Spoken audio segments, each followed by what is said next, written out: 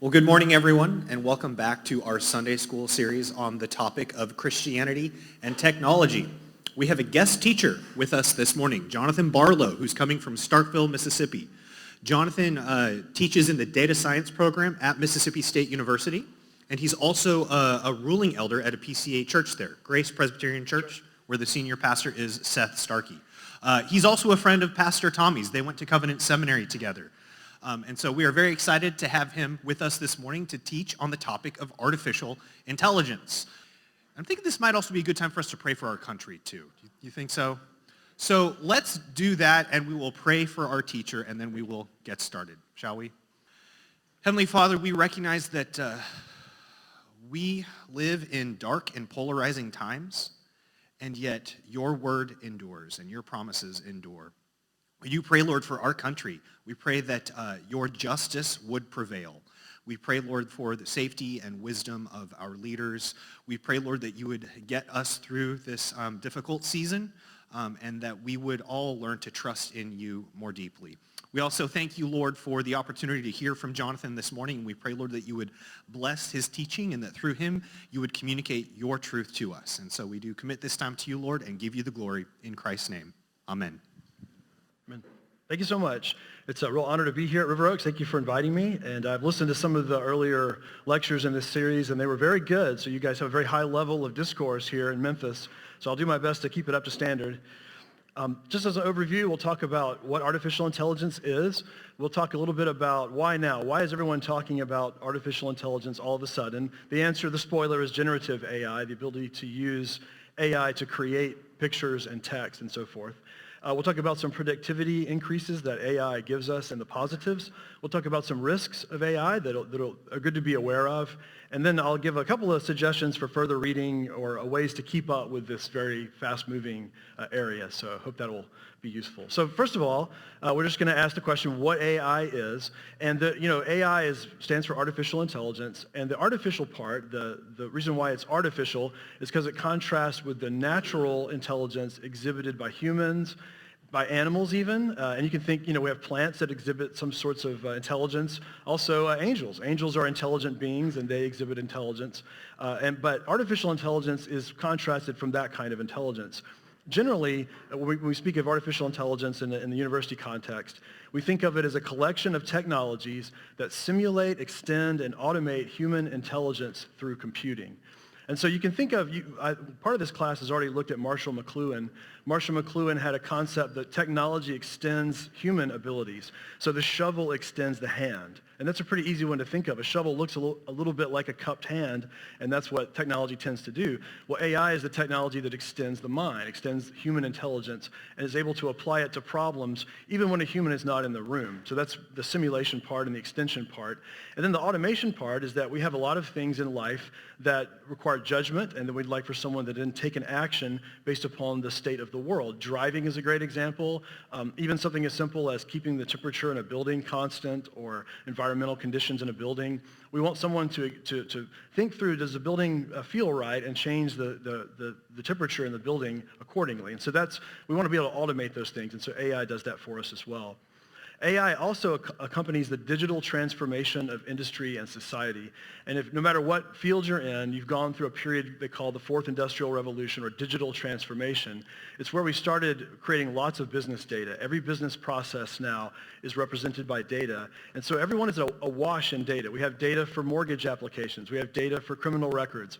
We have the data on schools and everything else. And once you have all this data, it's in a digital format. You can use it with computing to generate new insights. You can use it to win a baseball game. You can use it to build the perfect team.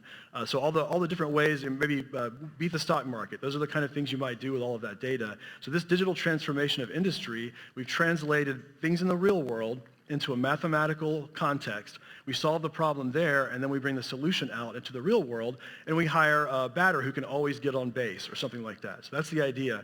And so we have all this data. We've transformed our industry. AI is kind of the natural development of that. We have computing and data together. Now, as far as what AI is, the goalposts definitely move. The old joke is that it's that which computers can't do yet.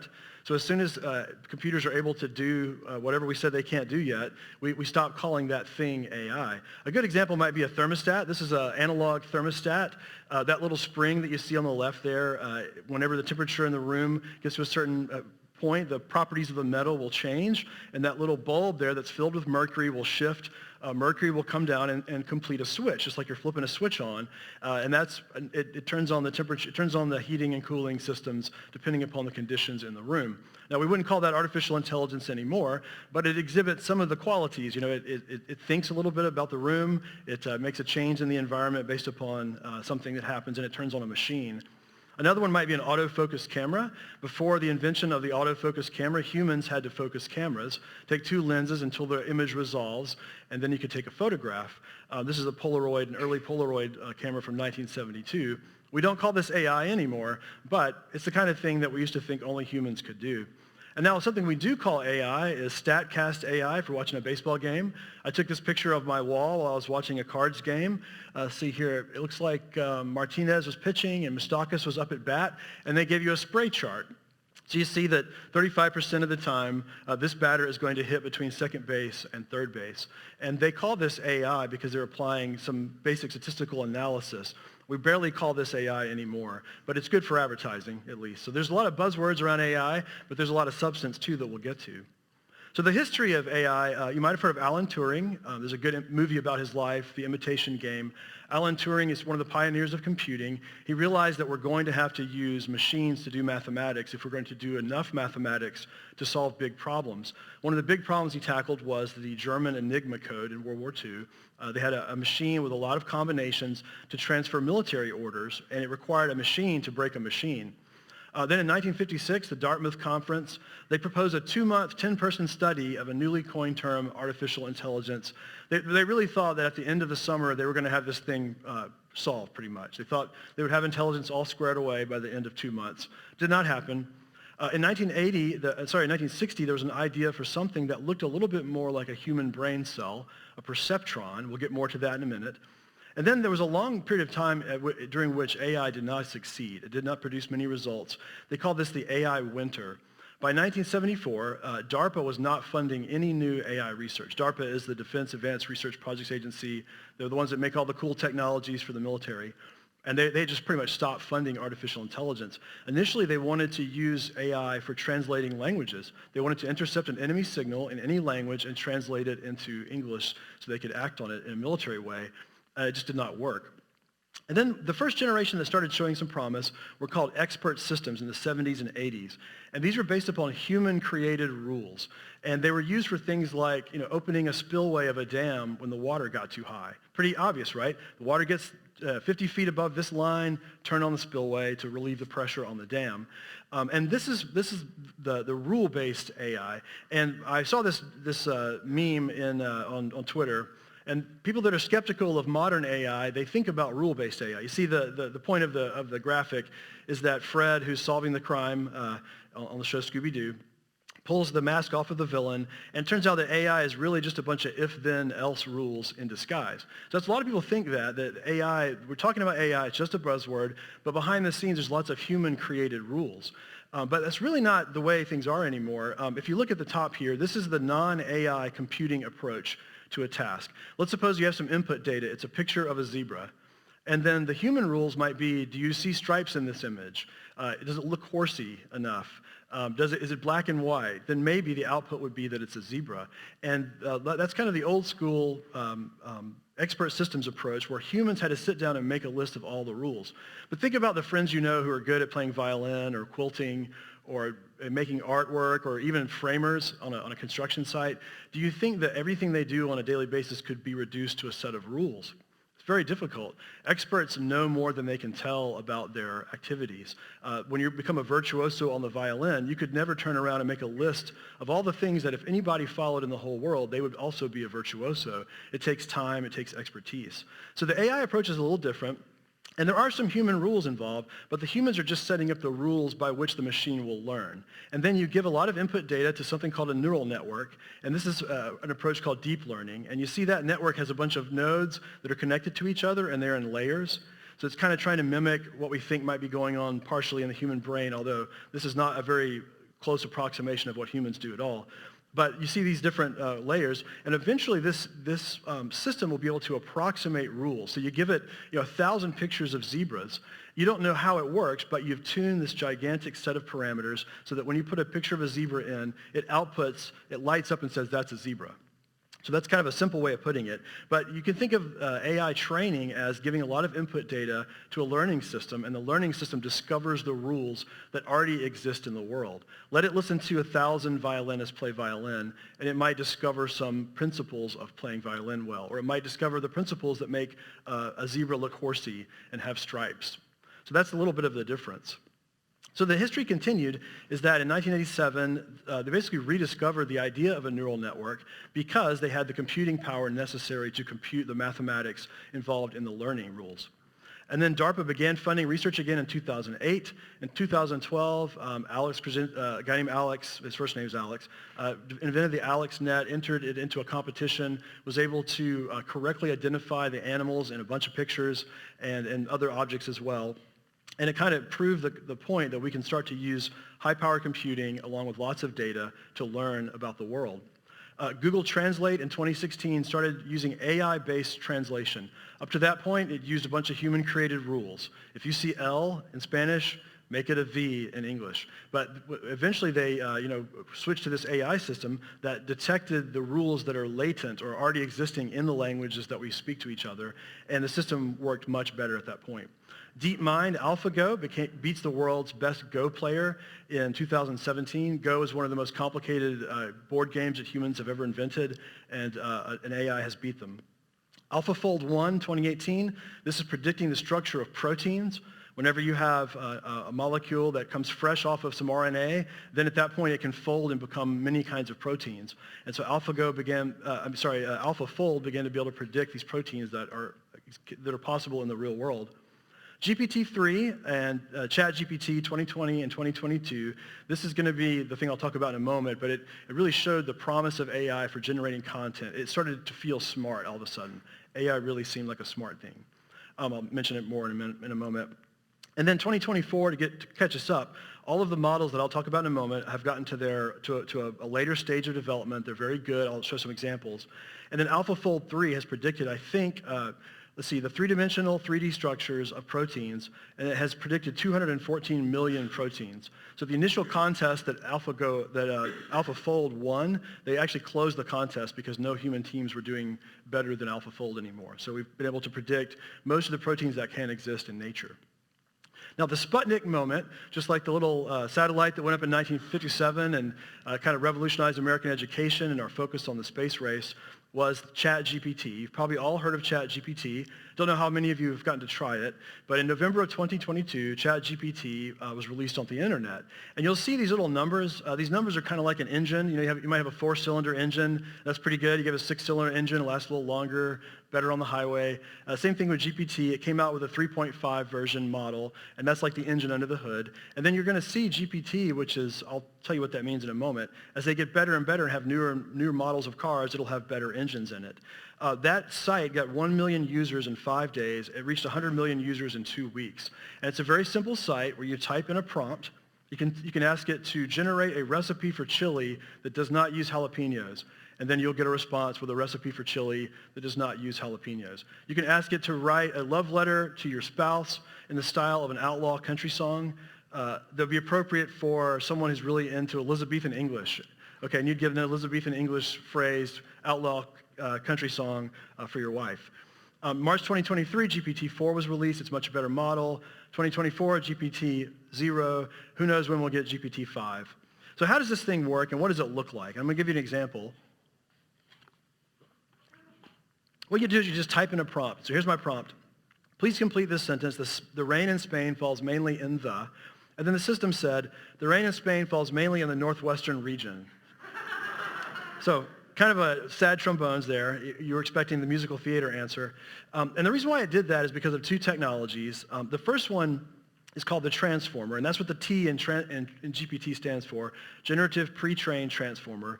Transformers are kind of like sequence models. They predict the next thing in a sequence. And so if you're going to predict the next thing, an American is likely to say the rain in Spain falls mainly in the, you'd predict plane, right? That would kind of be the idea that plane would come next.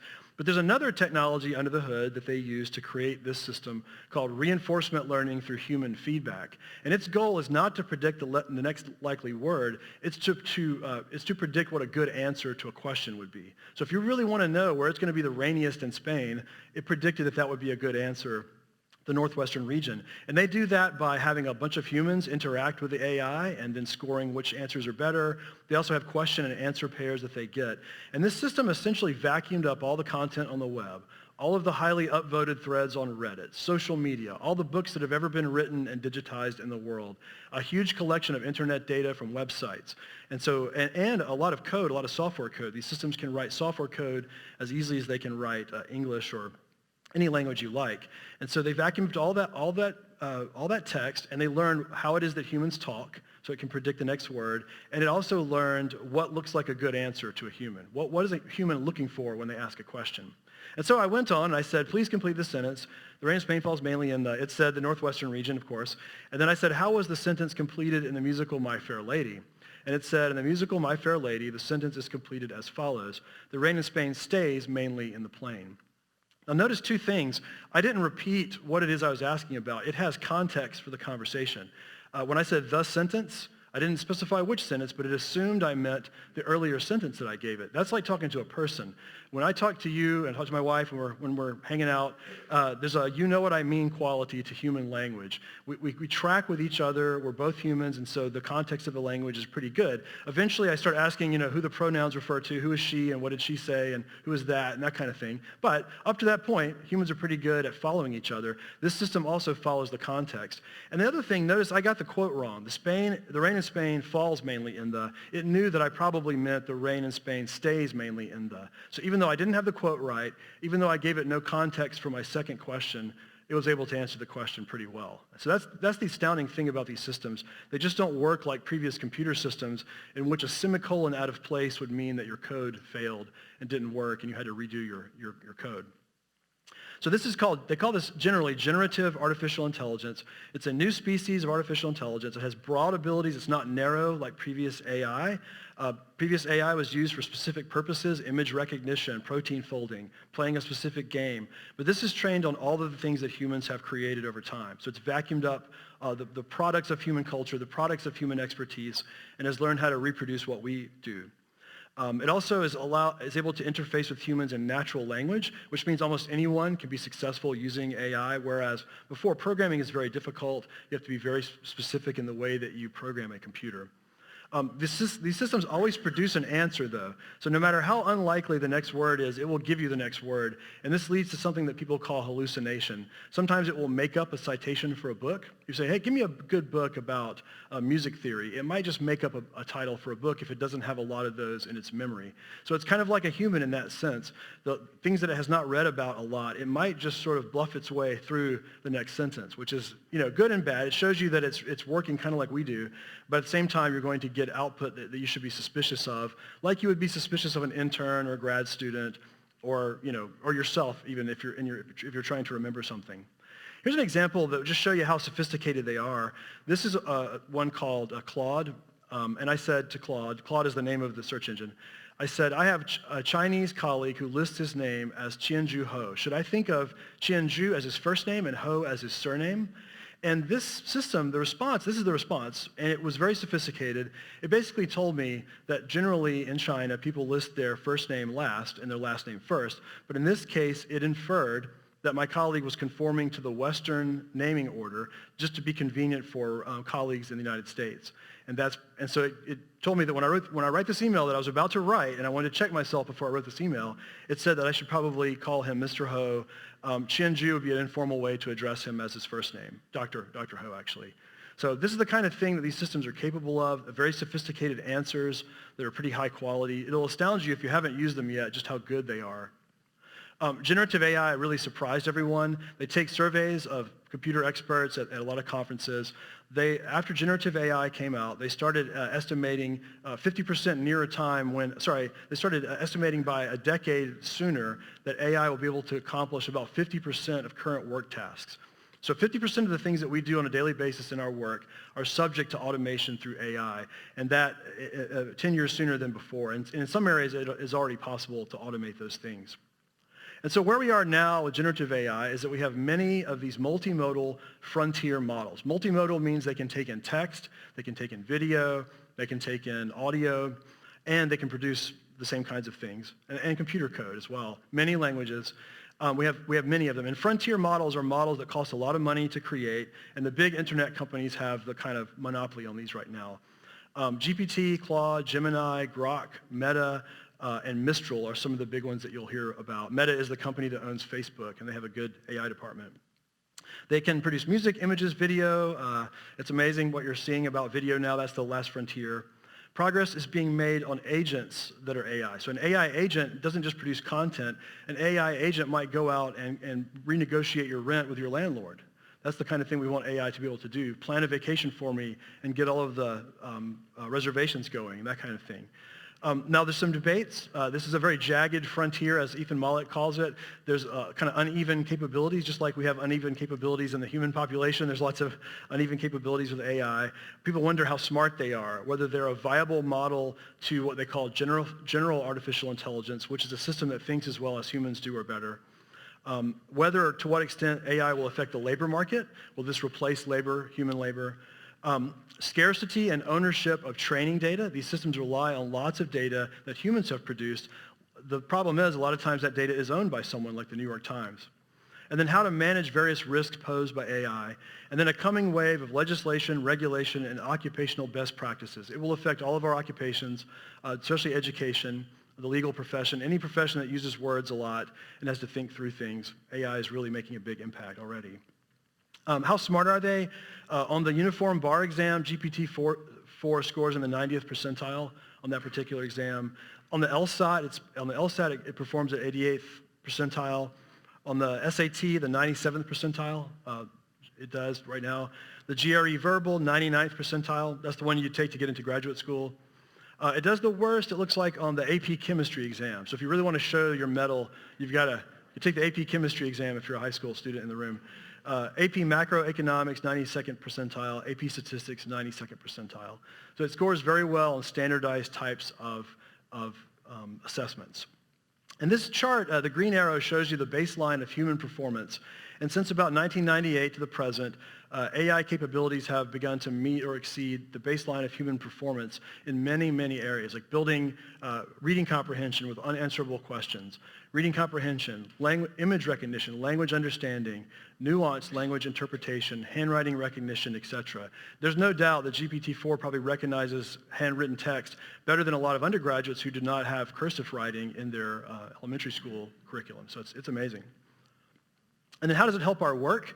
Well, it generates content. You're never left with having to write a first draft of many kinds of documents. If you're writing a budget justification or an introduction of a speaker and you upload the resume of the speaker, it can write you an introduction for that speaker. It can write recommendation letters if you upload the resume of the student that you're trying to write a recommendation letter for. It can write legal documents. It can read legal documents and tell you things that you might not have noticed about the legal documents. It also helps to eliminate human-to-human communication barriers. A lot of my colleagues for whom English is not a first language, it's been a real blessing to them. So one of my Chinese colleagues told me that he had never asked for a raise in English before, but GPT was able to help him ask for a raise and make all the little concessions that we make as Southerners, like, hey, if there's not enough money in the department this year, maybe we can try it next semester, that kind of thing. So it was amazing. It was amazing as being like a protocol assistant. I thought that was a pretty fascinating way to use it. But no matter your education, your level of facility with using English, it can make you sound like the smart person that you really are, but you don't have the language skills. It also eliminates human-to-machine communication barriers. You can talk to machines now that have a layer of AI in front of them, and you can speak in natural human ways. And so it makes these machines feel a little bit smarter because suddenly the AI curtain there is listening to you, and it's translating what you ask into more deterministic machine kind of language. behind the scenes. And this is why a lot of people use the person metaphor. Software calculates 2 plus 2 equals 4. These systems are not quite like that. Sometimes you get wrong answers. Sometimes you get things that you didn't quite look for, and you have to talk to it a little bit more. And so it's not a human, but it's a new kind of digital species. That's one suggestion people have made. This is a TED Talk from Mustafa Suleyman, who's been appointed the head of AI at Microsoft. And that was kind of his idea, is that it's a new kind of digital species. So I think the person metaphor works. If you wouldn't tell another person your private data, don't tell an AI system your private data. If you would check another person's work before you pass it along to the next level of some important process, I would check the work of AI. And there's an article by Ethan Mollick that says AI is not great software, it's pretty good people. And that's a pretty good way to think about it. So the person metaphor will help you as you use it. Now, as capable as these systems are, there are some labor market implications. The standard view is that some jobs are replaced when there's a new technology, but generally the market, because of a new technology, the whole market gets more efficient, and we start to do more things as humans. People are free to do more things, and we actually end up with more jobs in the end. This held for agriculture and the mechanization of agriculture. It also held for manufacturing when it began to be offshored from the United States in the 90s and early 2000s. AI, though, it automates tasks that we previously didn't think were automatable. It's not automating, skilled labor like welding and pipe fitting. It's automating the kind of thinking work that people do at desks, and that has scared a lot of people. Prior to generative AI, we were emphasizing the potential labor market implications for truck drivers and taxi drivers, and now it's more thinking about people who write for a living. I wouldn't have guessed that authors and actors would have had a strike first before truckers and agricultural workers. It's still cheaper to have agricultural workers pick crops than it is to have a SAG writer write a script for a sitcom. And so the folks in Hollywood were really up in arms, and AI was a big part of the actors and screenwriters' strike. This is a story just a couple weeks ago on the BBC about Benjamin Miller, and he used to supervise a team of 60 writers, and he was the editor, and now they replaced all the writers with just using generative AI, and he's still the editor. He makes it sound a little more human, he fact checks, but one person's able to do what 61 people used to do through the use of AI in the case of this one firm. With generative AI added to the picture, 30% of hours worked today could be automated by 2030. So we're going to be finding new things to do with that 30%. And this is not 30% of jobs. This is 30% of the work tasks that people do in a general day. So if you see an estimate like 50% of legal work can be automated, they don't mean that 50% of lawyers go away. They mean 50% of the legal work tasks can be automated in some way. I believe it's going to be a little bit like collaboration with robots in an industrial environment. The details of this are not that important, but as you go from the left bottom corner to the right top corner, you see a movement from humans working with very dangerous robots in a factory that are fenced off from humans to starting to collaborate. And now there's something called a cobot, where people in really advanced manufacturing situations are working with a robot on the same part, on the same workspace. The robot has been tuned to not injure a human and to be very safe to work around. And I think a lot of us will be like that in our workplaces. We will almost have a personal assistant that helps us with the first draft of anything we write and helps us to imagine how to communicate with people, how to write software, and how to make decisions. And I think that's more of a model that we'll be using for AI and how it will help us be more productive. Now, the risks of AI, let's talk about the risks a little bit. Which Elvis of these is AI generated? Can you guess? Do you think it's A or B? Raise your hand if you think it's A. Raise your hand if you think B was AI generated. Okay, very good. Well, here's the answer. You can see that A was actually AI generated. This is not a real picture of Elvis writing an autograph. You can see here on the left, I used a tool called Midjourney, and I said Elvis Presley signing autographs, and that's what it produced. You see all those examples it gave me? Some are black and white.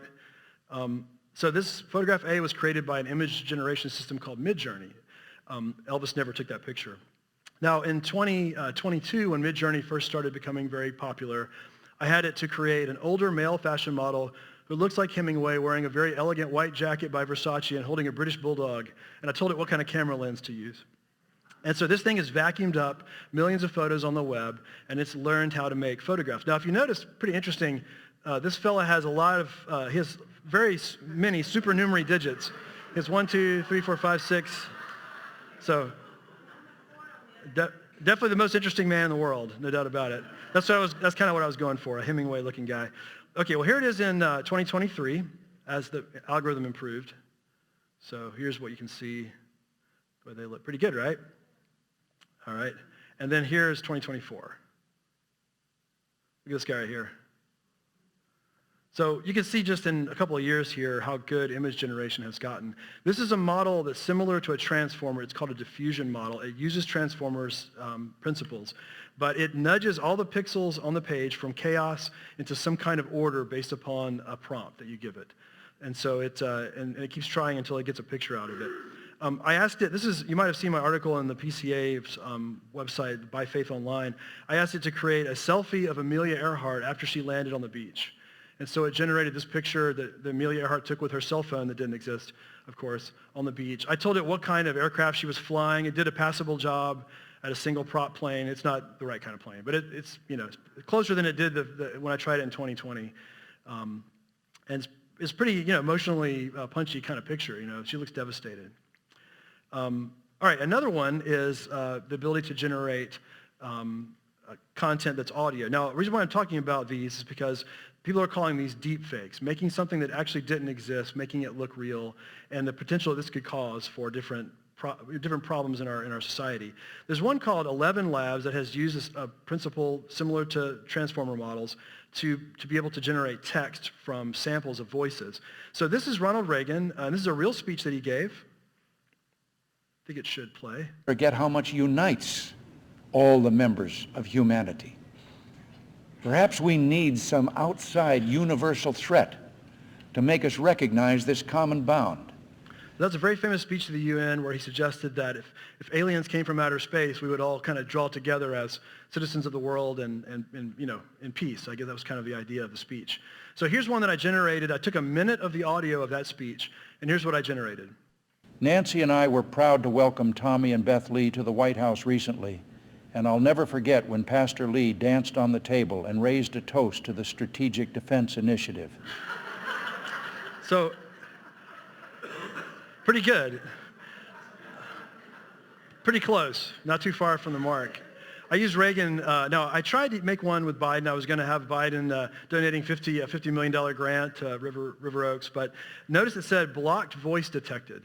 So I used a minute of audio from a speech that Biden had given, and it blocked me from using it. So they actually are looking to make sure that anything that might threaten current political order could not be used. That's interesting. So they're baking some ethics into these systems. Now, obviously, there's a way to do this without using a system online that you pay for legitimately like this place that wants to stay in business and stay on the right side of the current administration and every administration.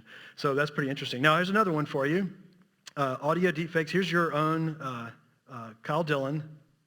Well, good morning, everyone, and welcome to our new Sunday School series on the topic of Christianity and technology. That's Kyle, and then here's the generated one. Good morning and welcome, everyone, to our new Sunday School series on a topic that really warms my heart, the music of my favorite artist, Taylor Swift. So, it's humorous. I also asked Midjourney to imagine Taylor Swift holding a copy of Calvin's Institutes.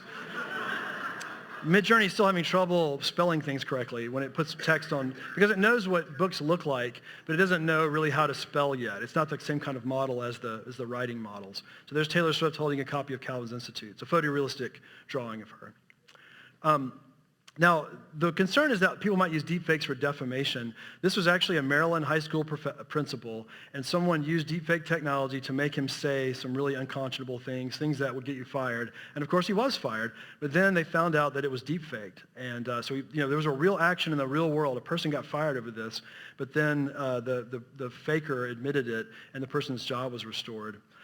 Deepfakes have also been used for harassment. This is a really sad story in Florida. There were teenagers who used what's called a nudify application that imagines what a person looks like nude. So they took photos of award winners from the school's Facebook feed, and they simulated what the students would look like nude, male and female, passed them around for giggles.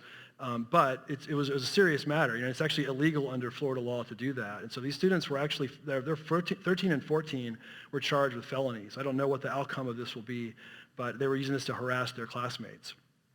Another possibility is market manipulation. Most of us exist in a web of trust. Our legitimacy and our reputation depends upon, people saying good things about us and not bad things. What if a college I'm at Mississippi State University. What if Ole Miss tried to spread a lot of propaganda about us, or we did that about them? That wouldn't be good because we're all ranked together on the U.S. News Best Colleges list. Or what about the stock market? Tanking a stock and making some sort of advantage on the short side of that. So market manipulation is another danger of that. Another one would be election and politics. The Indian election just concluded a couple weeks ago. This is the largest democracy in the world, and they used, in the Indian election, candidates used it themselves to be speaking languages that they don't actually speak, to be people of the people as they talk to the folks on the ground. They also, people that were dead were coming back and talking on behalf of candidates. And then obviously you can use it to make your opponents look bad as well. So that's the first election where I've really seen it used a lot. Another risk outside of deepfakes would be privacy and data leaks. When you copy data into these systems, they're being given to an internet company. So technically, if your company doesn't allow you to do that, you really shouldn't be using these systems without permission. If you're in a university context, you might violate a law called FERPA, which protects education information. If you're in a health context, you really cannot share that data without consent, or you run afoul of a law called HIPAA, and you could really be sued over that. So be careful as you're using these models that commercial companies have. The data sharing rules of your company may not allow you to do that. So that's another possible problem. Intellectual property is becoming a big one. The New York Times recently, along with a consortium of newspapers, sued ChatGPT, the OpenAI, the company that made ChatGPT, because they were vacuuming up a lot of current affairs information from the New York Times website. Now, it's okay if I read the New York Times and look smarter at parties or whatever, but it's not okay if ChatGPT does that at scale and charges a fee for it. That's their argument, at least. And so that's been a fascinating debate to see, and OpenAI has responded, and they have a theory for why it's okay under fair use.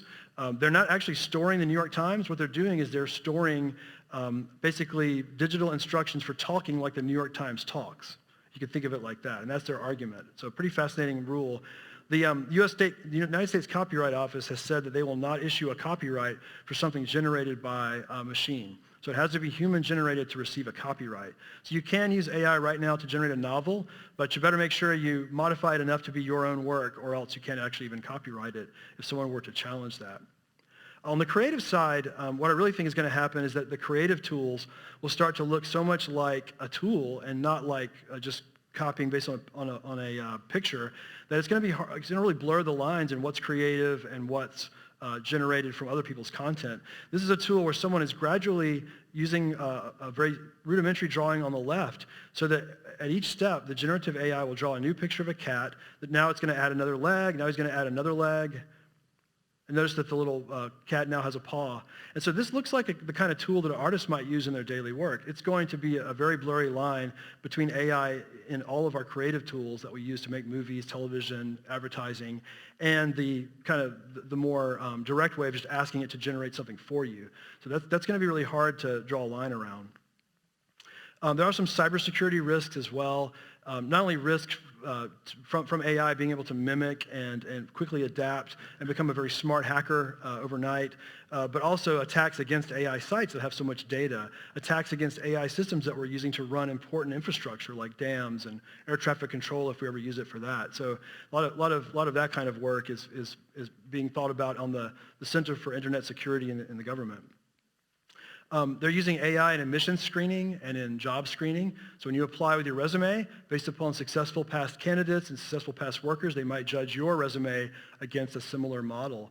And so there are these models now, these AI models that are affecting our lives, decisions about parole, decisions about whether you get into a job, decisions about whether you get interviewed for a job. And so people are worried about the use of AI there because there can be biases. One example of a bias is a technical bias. This is just a very straight up meaning of the word bias, where your system produces the wrong data. The first person killed, Elaine Hertzberg was her name, in 2018, killed by a self-driving car. She was 49. She was crossing a road in Tempe, Arizona, walking a bicycle. The car had about, 1.3 seconds to decide if it was a bicycle on the side of the road, a person walking a bicycle, a person riding a bicycle, or just a pedestrian or a barrier. The car made the decision, the system driving the car made the decision to keep going, and it struck and killed the driver. So that's an example of a technical bias, a system that behaves in a way that it's biased to behave in a way that we're not fully understanding. Another example of technical bias that they also call an emergent bias because it comes out later. In 2017, they trained an AI model on 130,000 images of skin lesions, and it was amazing. The system on all the test data outperformed a team of 25 real human dermatologists on the test images. But in 2018, the inventor said, hold the presses, we're not going to use this model. And the reason is because it just so happened that medical images of malignancies are much more likely to contain a ruler for scale than images of healthy skin. So the algorithm had inadvertently or directly from the data learned that rulers are malignant. That's why it didn't work. It was looking for rulers and didn't see rulers, and so it biased toward non-malignant. So that's another example of bias. Another kind of bias you might, in the more traditional way that we use the word bias, if you train a system on data that contained human bias, like suppose you used old mortgage decisions back when redlining was a practice and people in certain neighborhoods couldn't get mortgages, well, that system will just reproduce the bias that was in the human data. It will learn to be the same kind of mortgage counselor or whatever, or bank officer that the data showed it to be. So that's another kind of bias that could be reproduced. Academic integrity is obvious. I don't know if you've been thinking about that already, but if the whole point of generative AI is to create work that looks like humans created it, well, that's what students do too. They create final products, we grade them, and then they move on with their education. And we assume that the final product indicated some sort of mental process that improved them as a person, that transmitted classical virtues of intellectual development like creativity and a resilience and those kind of things. But if they're just able to go to ChatGPT and generate an essay, then how can we really gauge that? And so that's been a really big thing. At Mississippi State, we have a committee that formed that basically recommended that students not use generative AI unless the professor said you can. So we have a kind of a don't until they say you do policy, and then each professor uses it in different ways. At Vanderbilt, for instance, I'm pointing this way. I'm assuming it's probably that way.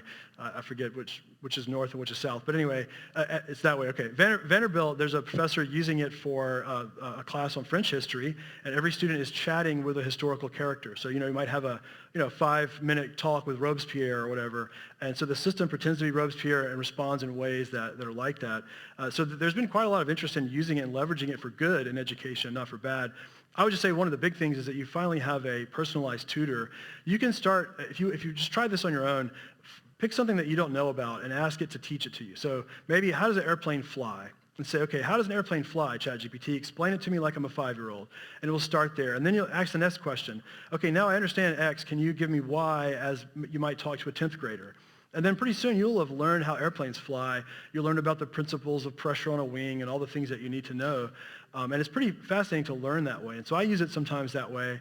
And I just recommend thinking of it, not being too scared of it yet, but it is going to change the way that we teach. Now, in another risk here is the infrastructure requirements for AI. And you guys are really proud. I mean, Memphis is very proud. Elon Musk his company XAI has bought a factory that was closing here in Memphis, and they are putting in 100,000 GPUs in this one facility. It'll be the biggest AI supercomputer. A GPU is basically they were originally developed for graphical purposes, making things look pretty on a screen. They also found that they were very good at the kind of mathematics you need to train AI. And so these systems require lots of power.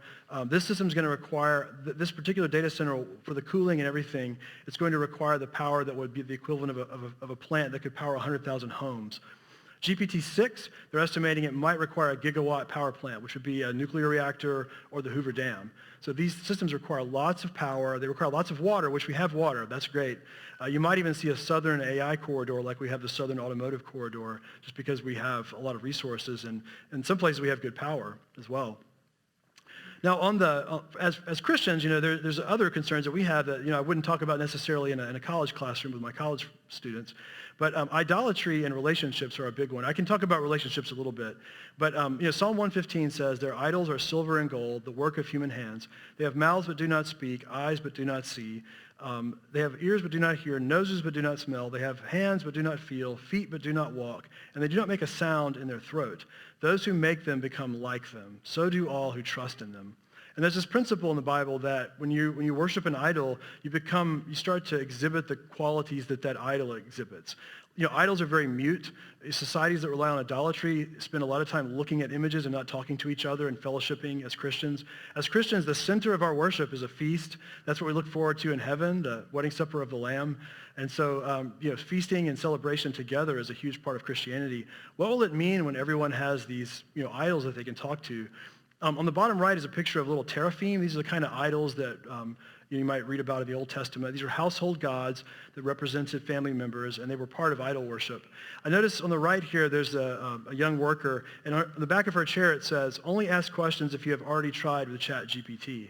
And so younger people will be impatient if you ask them a question that could easily be answered with ChatGPT. What is that going to do for interpersonal communication in the workplace? Already as a dad, there's a lot of things that YouTube knows how to do that I don't know how to do. Sharpen a chainsaw. Well, you might find a YouTube video about that. I'm not so good at sharpening a chainsaw. I don't really like doing it. And same kind of thing with AI. What I worry about, too, is that in cultures, and even in our culture, increasingly, there's a fealty to ancestors. And here's on the left, this is a Chinese application that will take a picture of your loved one and a picture of you and simulate your dead loved one hugging you and being a part of your life. So what if you have a little urn on your mantle that you can ask questions, that you can have it meet your college boyfriend and say, "Hey, is this a good guy, grandmother?" on the mantle that's an AI system? What will it do to us when we're tied to the past in this way with these systems that seem to simulate humans but are not really? On the right, there's a discussion on Reddit, and a particular person says, "My mom passed away a few days ago." And what happened is this person created an avatar of their mother, programmed it with a lot of her writings and things about her, and now this robot pretends to be his mother, and he says that he thinks it's keeping him from getting through the grieving process. In fact, he's worried about turning it off because it will feel just like losing her all over again by turning off the AI. What are we going to do if we're dependent upon these kind of things? This is actually the plot of C.S. Lewis's book, That Hideous Strength, where they reanimate the head of an executed criminal. His name was Francois Alcazan. He starts to be kind of the spiritual guide of this evil cabal of government scientists. So pretty fascinating book that's a little too close to home. And that gets to transhumanism, which is the idea that, and it's been around since 1957, Julian Huxley, that humans need to take the reins of evolution and get beyond what it means to be a human. And the natural way to do that is to merge with machines in some way. And I would tell you probably maybe 90% of the folks in Silicon Valley, they really do believe that this is the future, that we will live on forever. Immortality will be gained by merging with machines in some way. And then you just have to keep the power going and keep my memory in a digital format. Personally, I don't think it's possible. I don't think you can be psychologically continuous with a digital version of yourself, but for some of them, they're happy to live on as a simulation, and it's a very sad kind of world, but you'll probably get to transhumanism later in the course, so that's great, yeah. Some people are concerned about the existential risk. Not that AI will get really smart and want to kill us, but the AI will get really smart, and in order to do some task that it needs to do, it uses a resource that we need to live. And the classic example is converting all of the molecules in the universe into paper clips if we ask it to make paper clips for us. I'm not so worried about this one, but I wanted to make you aware of it, that there are people that have this kind of doom mentality that AI will really lead to our doom. And Eliezer Yudkowsky is a big one. Stuart Russell has a book called Human Compatible. Nick Bostrom has a book called Superintelligence about this threat. For further reading, there's some great books. One is The Alignment Problem, and alignment is a word to know. It's kind of like the word ethics, but it's basically, are we going to align these machines with human values? Are we going to align these machines for human flourishing, or are we going to align them with some purpose that might risk our flourishing? So The Alignment Problem by Brian Christian is an excellent book to listen to. It probably requires a little bit of technical knowledge. It's probably not the most accessible book, but it's pretty accessible. It has a lot of anecdotes. It had that skin cancer anecdote in there, for instance. Transhumanism and the Image of God, I'll let you talk about that when you get to that, but that's a great book. The Coming Wave by Mustafa Suleyman, it's about how AI technology is likely to impact the future. He also talks about biotechnology a bit. And Mustafa Suleyman is the one that I mentioned is the head of AI at Microsoft, so definitely not someone outside of the game. He's inside of the game. And then Ethan Malik, he's a business school professor. He has a book called Co-Intelligence. And he's also a great person to follow on Twitter because every day he's trying some new tool, or his army of grad students is trying some new tool, and he's talking about how it can improve your life. And he uses these in his classes too. His students are doing amazing work with generative AI in their classes. There are two newsletters Axios AI Plus comes out every day. It keeps up with AI. And then there's one called the AI Safety Newsletter that's weekly. I really like that one. It gives me kind of a quick brief on the AI discussion in the ethics world for government, for education, and for human life. AI is different in kind, I think, than the advent of the calculator or the word processor. Those are amazing technologies, but I think it's different in kind. I think it's more like the invention of electricity because, just like we're extending our hands with shovels, we're starting to extend our brains with an automated intelligence tool. So the potential is very, very high for a lot of productivity and a lot of impact on our society. I do believe the healthy use of generative AI will likely improve our productivity. I don't see any reason why it wouldn't. AI carries real but manageable risk. All the risks I talked about are manageable in some ways. A little theological point here that I don't often get to make in my classes. God is incomprehensible, right? We all know that we can't completely comprehend God. We're also incomprehensible to ourselves. We're made in his image. We don't always know why we do things. So it makes sense to me that we could generate systems that are so complicated that we can't understand them. I really think AI is in that boat right now. We don't have a good understanding of how they work. We know how they're trained, but then when they actually make a real decision in the world, we can't always explain and connect the mathematics of how they were trained to the decision that they made. And so that's a danger that we need to work on, but it also is something that I think is a natural thing that we would do. We would make a tool so complicated that we can't understand it. And then there are many created intelligences. Angels are created by God. They're intelligent. Humans, animals. I think adding non-organic intelligences to the mix can be healthy. It can be a healthy thing because it can be very useful to us in writing and other kinds of work. That's kind of another way that we image God is by being creators, by creating tools and by doing things to take dominion in the world. AI can be a personal, non-human entity, but it can never be a human person with a human nature. So the people that want to merge with them, it's just not going to be possible. I'm very skeptical that could ever be possible, mainly because there's an immaterial aspect to our being, first of all. So you can think of the soul. It's very important. We are embodied souls. We're living souls. So at the very least, there's more to us than the physical matter that we have. But yet most of the people working in that field are materialists. They really do believe that everything that's human about us can be reduced to our material or energy. And that's really not what we would say as Christians. There's more to us than material and energy. But there's at least material and energy to us. I would definitely say that too. Our bodies are very important. And the ability to have a body and to feast with our fellow Christians, that's something that AI cannot do. And so there's a big gap there, a big distance. And I think it's great that humans, Christians were able to really make that distinction in a firm line in the sand between AI and humans. But a lot of folks studying AI are not able to make that line in the sand. That's why they think we can merge with machines and they might take over. But anyway, I like humans myself. I'm glad to be talking to a room full of them. And it looks like I do have 5 minutes if someone does have a question. If you want to email me too, that's my email address. So the question is, can AI find anything out about the motive and who paid the shooter? It is true that even traditional statistics can be used in those kind of situations where they're doing an investigation. And so the question, we're speaking on a day after there was a presidential assassination attempt, and the question is, can we use AI to find the shooter? All of that evidence that was left behind will be turned into data immediately. That's what's happening right now on the data science side of things. They are scanning the location. They are putting this person's records into a system. They're using forensic databases full of fingerprints and DNA to figure out who the person was. They are looking at the connections the person has made with other people through their phone, through the email that they're using. They're looking at the entire history of their addresses and who else lived there and who might have lived there. Who do they live around? Who do they talk to? What clubs were they in? So absolutely, yes. In fact, what happens is you end up with so much data that a human would be overwhelmed by that amount of data. AI really helps you to pare down the task there. So I definitely think, I wouldn't say that AI might be used for this. They're already using AI. Most of their databases are probably enabled to some extent to put together a lot of data in ways that humans really could not do unless you had an army of humans. So they're already using AI for that, I'm certain. But as far as saying who the killer is, we don't have systems that are comprehensive enough on the personally identified data to do that yet. I have a question back here. I remember when I was young, we saw the moon, we saw men land on the moon, and we were thoroughly convinced that by then we would be populating the moon or we'd be making regular trips to and from the moon. And we found out that we just don't have the practical resources to be able to achieve those kind of things. What do you think is the ceiling for this AI? It seems to me like the massive amount of energy that's going to be needed to work these processors and things like that, that there's bound to be some sort of ceiling to this. Yeah, that's a good question. One of the ceilings we're facing is on the supply of data for training, and that's one that people are worried about. On the resource side, though, at the same time that they're needing more and more powerful computing is getting more and more powerful and more energy efficient. For instance, they figured out you can put data centers underwater. So there are data centers underwater in the ocean, and the cooling properties of the deep ocean are keeping the data center cool. So that's just one little advantage. But there is an arms race right now between the demand for electricity and the demand for compute.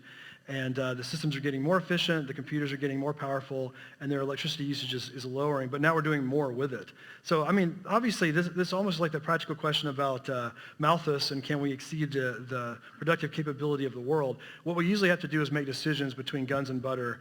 So we'll have to make a decision between having electricity and having something else that might be valuable to us. So maybe we put more money into AI and less into space travel or something like that.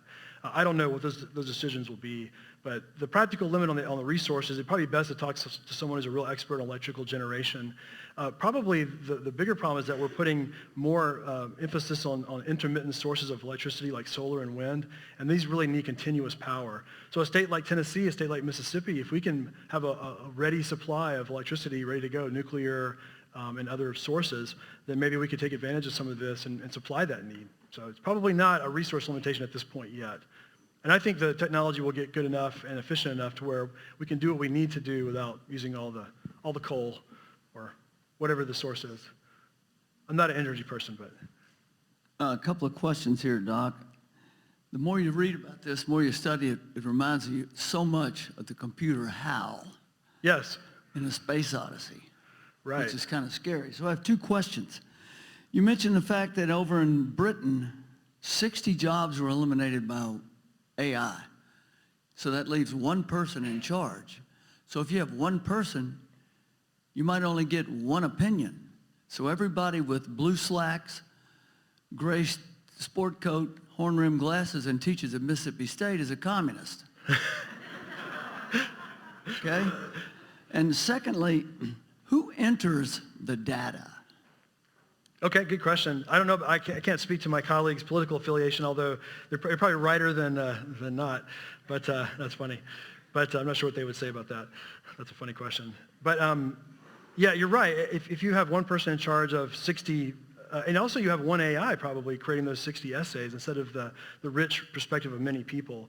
So definitely I think that's a sad indication. Now, that company may not have been doing something very worthwhile. They might have been writing advertising copy for clickbait or something like that. I don't know exactly what they were doing, but it could be the New York Times, in which case you lose the perspective of 60 reporters to have one reporter editor. So I take your point.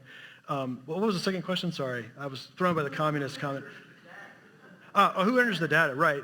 And that's an interesting question. The data doesn't fall from the sky. I teach data wrangling labs where I teach students how to use Python to manipulate data. It's a programming language. And data are very unclean. You have to clean the data. So there are armies of people at these companies that are preparing data for the work. But the people that enter data are you guys. Every time you send an email, every time you read a website, every time you write an article, every time you write a tweet, something on Facebook, every time you record a video or take a photo with your iPhone, you're creating data, and that's who creates the data. All of us create the data. Humans make data, and that's really why there's been sort of a shortage. Now, there is a category of synthetic data. We're using AI to generate fake data, and then using that fake data for training again. And that's not as high quality training because it doesn't come from the real world. That's right. That's always a danger.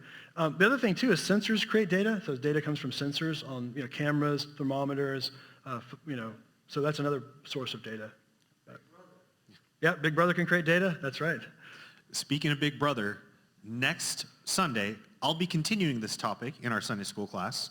So we'll be continuing the discussion on artificial intelligence, and I will be looking at the book 2084 by John Lennox. So if you do the math, 2084 is a century after 1984. So he's looking at where are we headed? Where is AI going to be taking to us, and how should we think about that theologically? So we are out of time now, so if you didn't get a chance to have your question answered now, you can either talk with Jonathan in person or come back next week for our next lesson on the topic of AI. But thank you so much, Jonathan. Thank you so We much. appreciate you Appreciate coming it. out. Thank you all. Thank you.